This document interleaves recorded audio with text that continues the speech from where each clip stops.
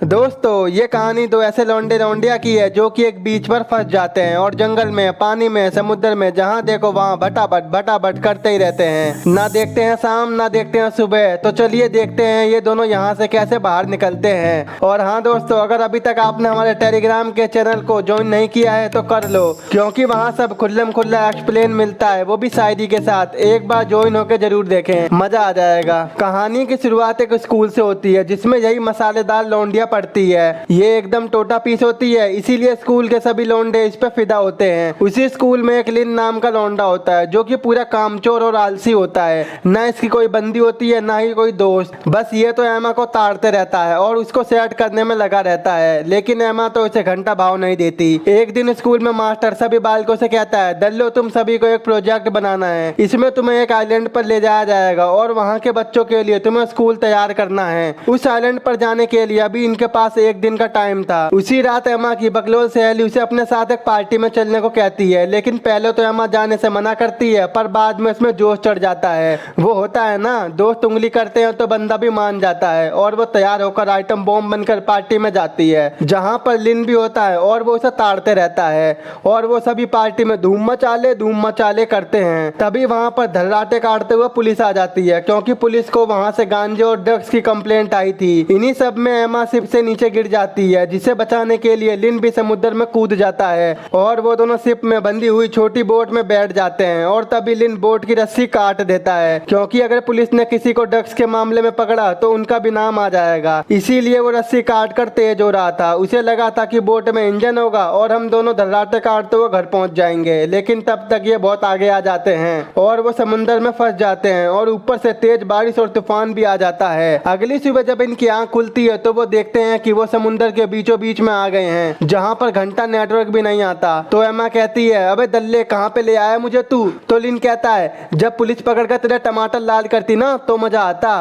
तो एमा कहती है, चल चल मुझे मत समझा साला चोचू। वहीं स्कूल में मास्टर को पता चलता है कि लिन और एमा दोनों गायब हैं। उनके दोस्तों से उन्हें पता लगता है कि वो दोनों रात में पार्टी के दौरान समुद्र में कूद गए थे। अब हमें नहीं पता कि वो दोनों कहाँ गए। यहाँ एमा को एक आइलैंड दिखाई देता है, तो वो कहती है, चल बे लिन धर्राटे काट दे और वहाँ पहुँचा दे मुझे। तो लिन कहता है, बस इतनी सी बात, ये ले भों पहुंच गए ना।